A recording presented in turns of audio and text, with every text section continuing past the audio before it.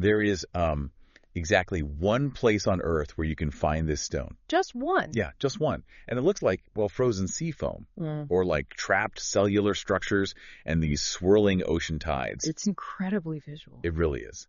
And it's found on this remote coastline in Madagascar. It's the exclusive home of ocean jasper.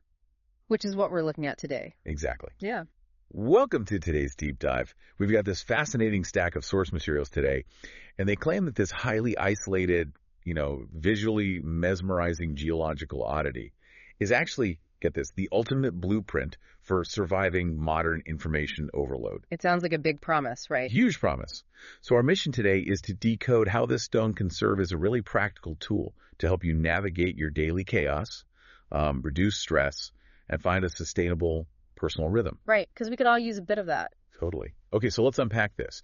We are basically looking at a geological mood ring that is entirely unique to one island. And the texts immediately highlight this really strange contradiction about what the stone actually is. Yeah, the isolation of Madagascar actually gives us this perfect metaphor for the stone's core duality. Because physically, ocean jasper is a dense, grounding earth mineral. Right, it's a rock. Exactly. It has mass, it has weight, it's solid rock.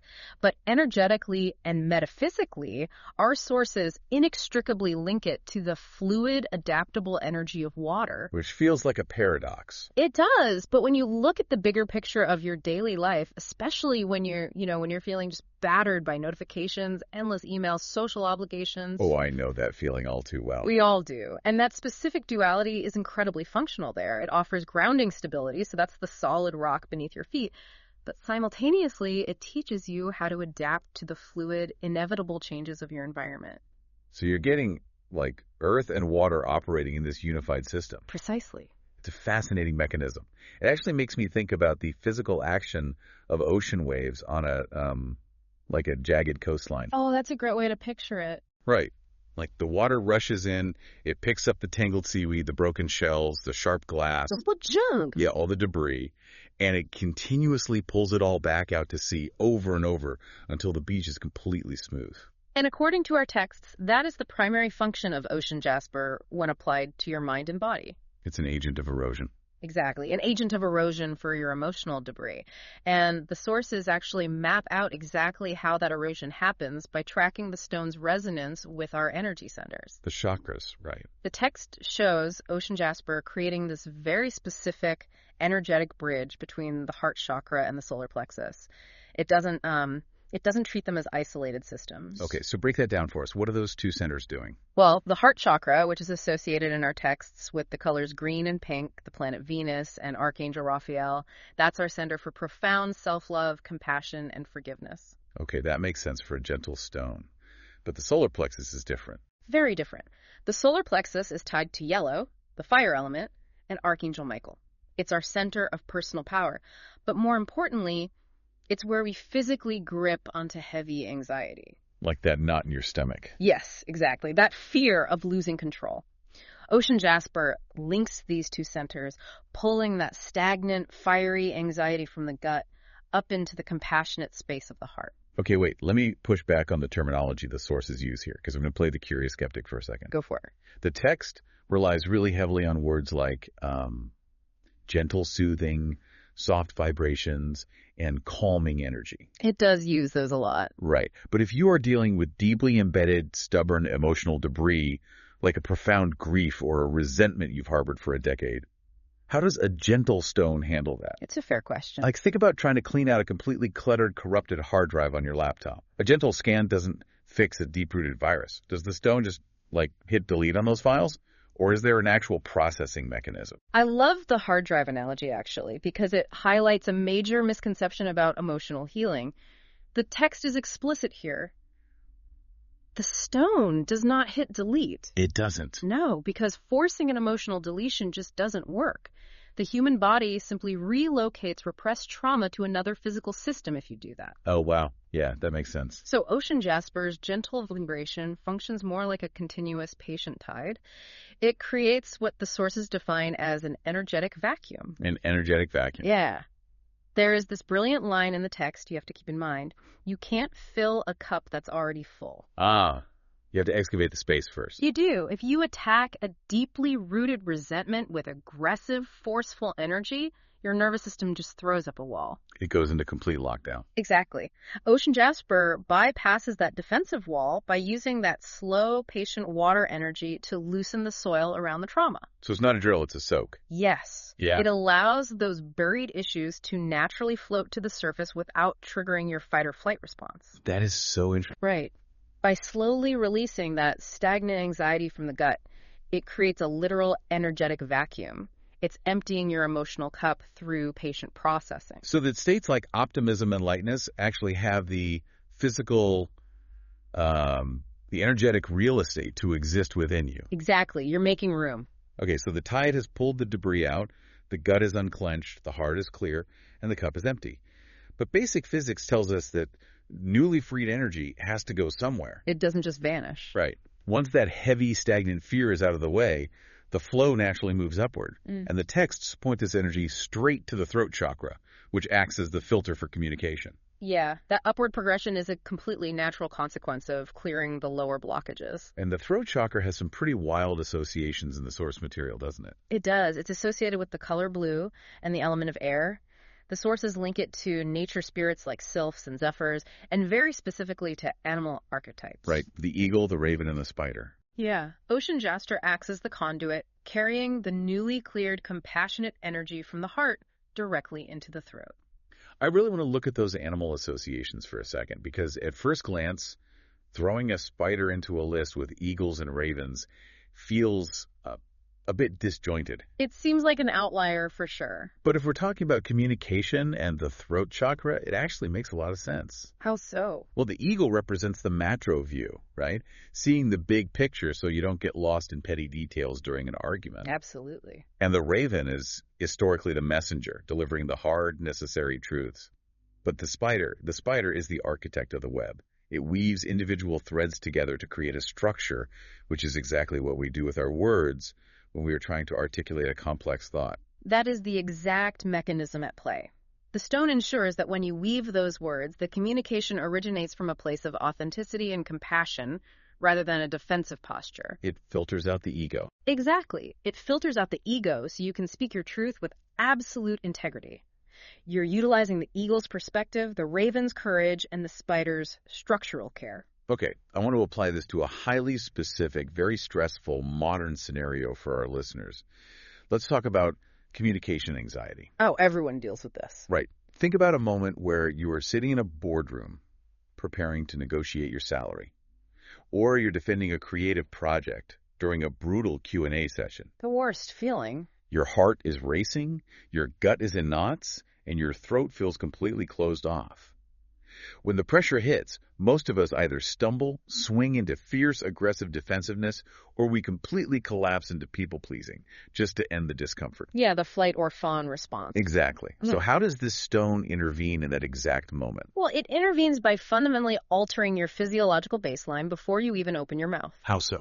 Because Ocean Jasper has already done the work of soothing the solar plexus and creating space in the heart, it significantly lowers your defensive anxiety. It mitigates that adrenaline spike. I see. The texts actually suggest holding a small piece in your hand or keeping it in your pocket during these high-stakes interactions. So it's functioning as a tangible grounding wire. A grounding wire that constantly feeds you the rhythm of the ocean. The tactile sensation of the stone, combined with its intrinsic fluid energy, provides an energetic buffer. That makes a lot of sense. Yeah, when you are asked a hostile question in that boardroom, the stone's influence helps you absorb the impact like water rather than shattering like glass. Oh, that's a great image. It prevents the aggressive counterattack because you no longer feel existentially threatened. And it prevents the people-pleasing collapse because your gut isn't paralyzed by the fear of conflict. You just remain anchored in your authentic voice. Which brings us to a really interesting paradox in the source material. We understand the mechanism now, right? The stone clears the gut, bridges the heart, filters the throat. Right. But translating that metaphysical process into a Tuesday morning routine requires a framework. And one of our sources, Crystals by Rob, introduces this brilliant concept. It refers to Ocean Jasper as the rhythmic architect, and it addresses the user as a soul architect. The phrasing there is incredibly intentional. The text argues that achieving a state of flow is not a happy accident or a byproduct of luck. It's not just chilling out. No, it is a highly structured state built on consistent, deliberate daily practices. See, my issue with the phrase going with the flow is that it usually sounds incredibly passive. Yeah, totally. It evokes this image of lying on a raft, letting the river bounce you off the rocks with zero agency over your destination. But pairing flow with architect changes the entire paradigm. It really does. An architect drafts blueprints, they calculate load-bearing walls, they design with profound intention. Exactly. So how do you actively architect your flow using a piece of ocean jasper? You start by acknowledging that you operate on biological and energetic tides, not a mechanized 9-to-5 grid. Which is hard for a lot of us to accept. It is, but the text suggests keeping a tumbled piece of ocean jasper in your workspace, or carrying it with you to serve as a constant physical reminder to honor your body's individual ebb and flow. So paying attention to your own energy levels. Yes. A soul architect understands that a period of low energy isn't a failure of productivity, it's just the natural outgoing tide. The stone helps you structurally design your day around these natural rhythms rather than burning out by fighting them. And the sources mention that this architectural work doesn't stop when you go to sleep, right? There's a whole subconscious application here. There is a really deep subconscious layer. The texts recommend placing the stone under your pillow. Under the pillow. Yeah, because it is so effective at bypassing the conscious mind's defensive walls. Having it near your head during the REM cycle encourages lucid dreaming. It allows your brain to gently process complex emotional lessons and untangle the day's psychological knots while you are entirely at rest. I also notice a fascinating detail buried in the texts regarding the root chakra.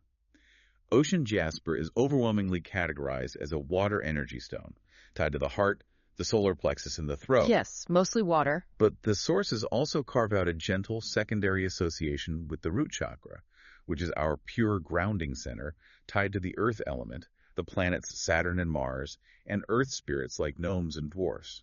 And that secondary association is the load-bearing wall in your architectural blueprint. Because you need an anchor.